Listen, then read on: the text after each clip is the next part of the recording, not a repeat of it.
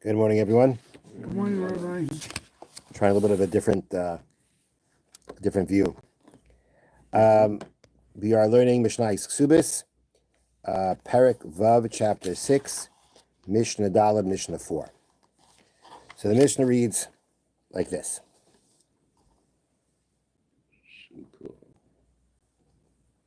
Okay. This Mishnah is going to really be a repeat of the previous Mishnah, but just a little bit of a different scenario. Paska lahaknus like Safin. If she pledged, she made up for her dowry, so she's going to bring in monies. That means cash. So, Sela, if she pledges to bring in a Sela Kesef, a silver Sela, Sela Kesef Nasa Shisha Dinarim. A silver Sela turns into 6 dinarim. We said that the chassan has to add 50% more. If it's cash, the chassan has to add 50% more to what he's going to give back, because since she's bringing in cash and he can use it to spend and make money from, so therefore the Chachamim said that when he gives back when he has to give back the dowry, he gives 50% more. And therefore, a Sela, which is 4 dinarim, becomes 6 dinarim in the Kesuba. Now, this is the exact same case of what we had before. The only difference is the fact that before, when we talked about a case of cash, the deal was she's bringing in 1,000 dinar.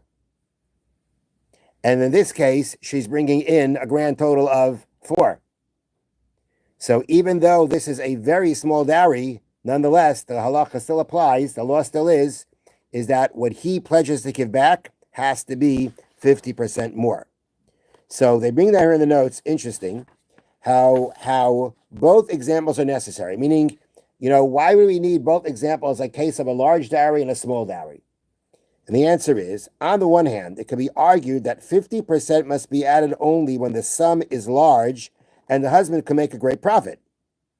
Our Mishnah therefore teaches that an extra 50% is required even where the amount is small, such as 4 dinars. Meaning maybe this whole idea of making him to have to give back more was when he can really make a lot more. But where he really can't do much with it, maybe the Chachamim didn't say then that you have to add more to it. And therefore the Mishnah says, even for a small amount, they have to add more. They have to pledge in the Kesuba to return more back. On the other hand, so that's why we need the Mishnah to tell us a case where it's a small dowry. Maybe once it's a small dowry, we could know already a large dowry. On the other hand, it could have been thought that the increase is necessary only where the amount is small and the husband's risk and expenses are low. Okay? If I have to, but the previous, meaning if I have 1,000, I have 1,000 dinar to work with, right? Yeah, I have potential to make a lot of money, but there's greater risk in case things don't work out. There could even be a lot more expenses involved in whatever I'm trying to do with these monies. And therefore, it could have been thought that in that case, actually, we will not make him have to go ahead and give back more when he has to return the dowry. Yes, he can make money, but there's more risk, there's more possible expenses, and therefore, maybe only in a case of a small dowry did the Chachamim, did the sages say you got to give back more, very large one not. Therefore, the previous Mishnah applies the 50% rule even to a large amount. So the Mishnah have to teach us this din about adding 50% more in both cases, of a large dowry and a small dowry, because I would not be able to know one without the other. Okay, the Mishnah continues. Hachasan mekabel alav asara dinar lekupa l'chol mana umana. The chassan, the groom, accepts upon himself 10 dinarim to kupa for every mana that she brings in. Meaning, for every mana, for every 100 dinar that she brings into the marriage, he gives her another 10 dinarim towards her kupa.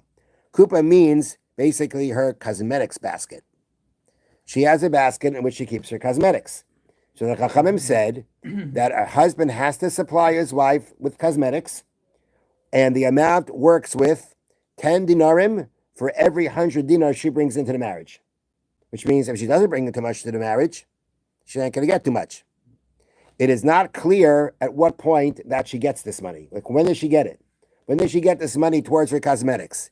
Does she get it, as I bring down here, does she get the entire payment on the first day, meaning they get married, she brings in the dowry, that day she gets that money for the cosmetics, again, 10 dinarim per 100 dinar that come into the marriage, or is it spread over a period of time? It's the Mishnah doesn't tell us about how that's done.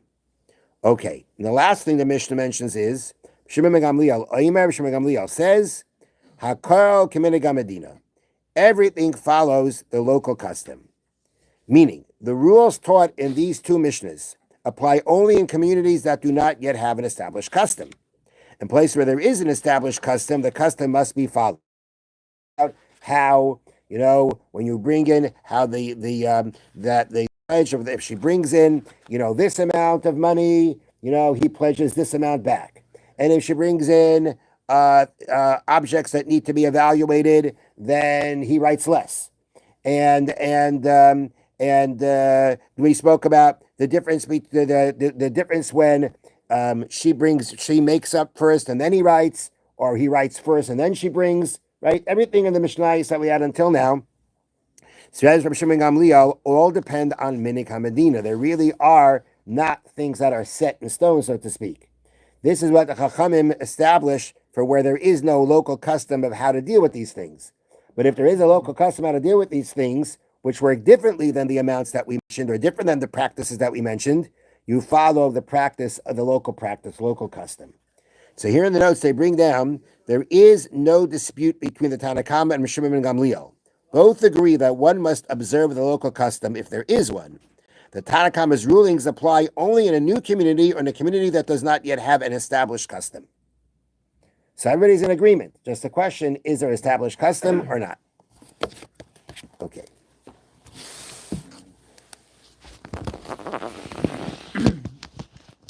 Turning this back to the way we usually have it.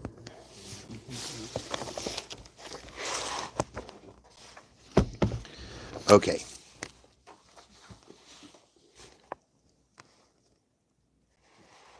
So the Chofetz Chaim says,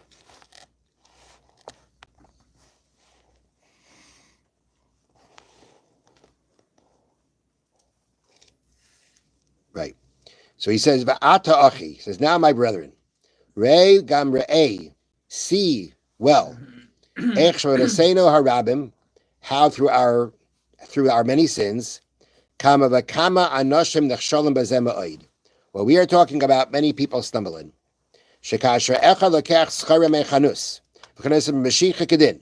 Person bought some merchandise from a store, and he acquired it through the prasa mashiach. He took it to himself. He now made a kinyan. He owns it. And then he shows what he bought to his friend, and he says, was it worth the money I spent? Now, the response that comes from the friend, not only does it not praise it, instead of praising what he bought, he says, boy, did you get swindled.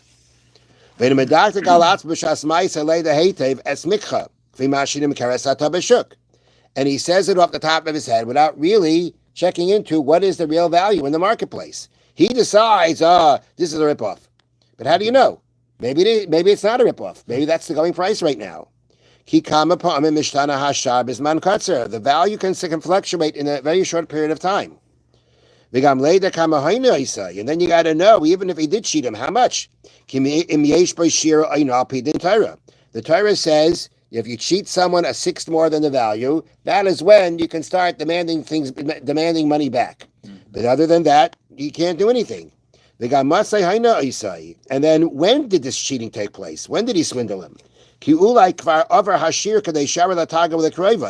a specific amount of time that you have to come and claim that you've been cheated, which is the amount of time it takes to show to a relative or to another merchant.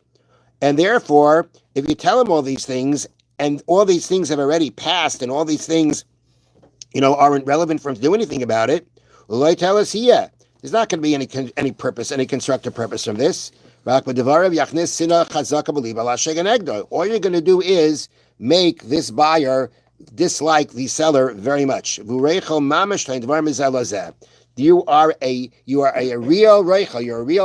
You're a person who speaks rechilas, and you actually, you really live up to that name. Reichel means a peddler. You're taking stories from one to the other. Sometimes it was out of hatred that the person who you asked spoke badly about this merchandise you bought from the person. And then afterwards you find out it really was worth the price.